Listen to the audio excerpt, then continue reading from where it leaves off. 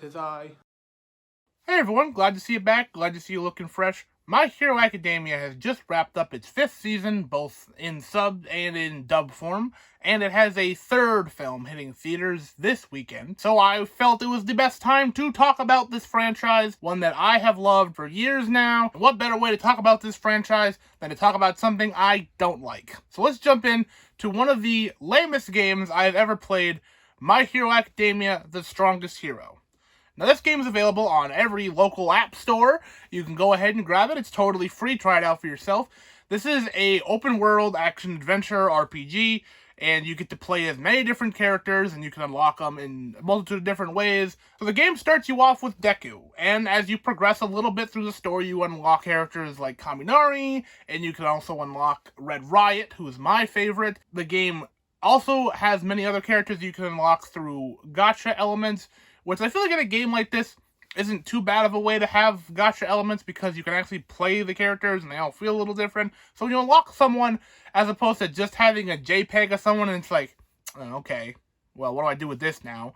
You can actually play the character that you probably didn't necessarily want, but you might have some fun with them anyway. So honestly, the gacha is not my problem with this. The gameplay can be solid. Like, it's a button mashy kind of combat, and the exploration is halfway decent. The world building is pretty good, right? The world that they crafted, isn't the most interesting open world they've ever seen. The NPCs don't really have voice lines all that much, but they do sometimes, and that's fun. But you get to see the characters that don't get a lot of play in the show. But that's about it for the pros I have of this game.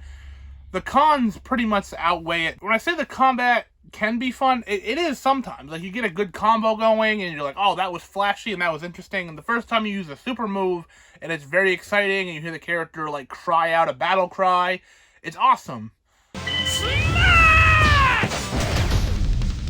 But when you use the same super move 4 times in a row and you gotta hear them yell out the same line over and over and over again, it can be very grating. And then the combat and the exploration are so mind-numbing at some points that literally there's an auto button and the game can just play itself. I don't know why, but yeah, if you don't want to like actually go and look for where you need to go, or you don't actually want to fight the bad guys, you can just hit the auto button and it'll just do it itself. Like, there's no reason to actually play the game, as opposed to, say you want to unlock somebody that doesn't give it to you.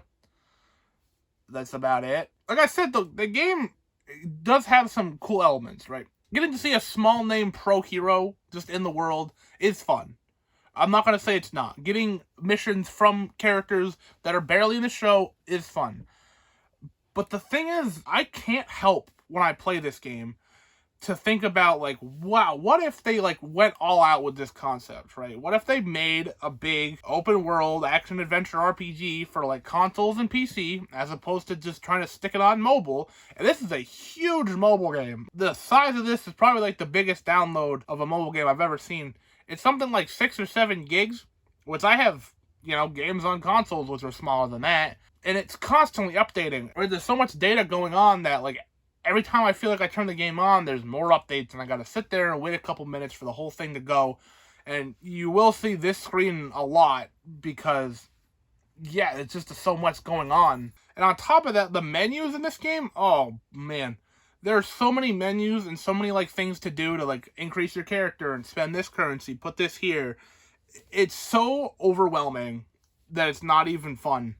Like, a lot of RPGs can be daunting with the amount of menus you have to go through, the amount of items you get, and, like, how do you level up, how do you stat boost, different mechanics.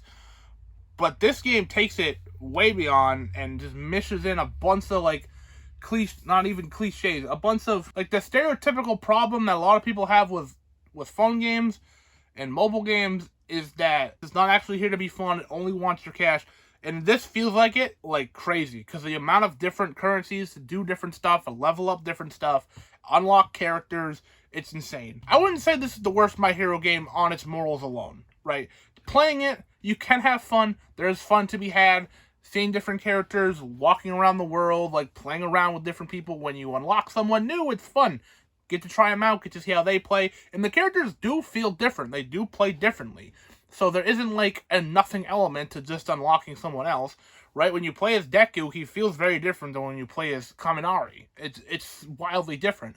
So unlocking new characters is fun. Exploring around the world can be fun. What makes this the worst game in this franchise, and I haven't played everyone. I haven't played every My Hero mobile game, but it's just the potential that this game has. It just misses it. It's so frustrating to play this and just think, like, this could be so much more. If they just went all out, took away all the elements of, like, oh, you need to spend this currency to upgrade this and that, and just had typical level up stuff. You can even keep the gacha stuff in it, like, if you'd want to pay for it, and just have it naturally progress.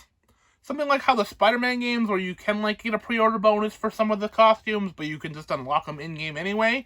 Something like that, where, like, you can pay to just unlock more characters, but you don't need to at all.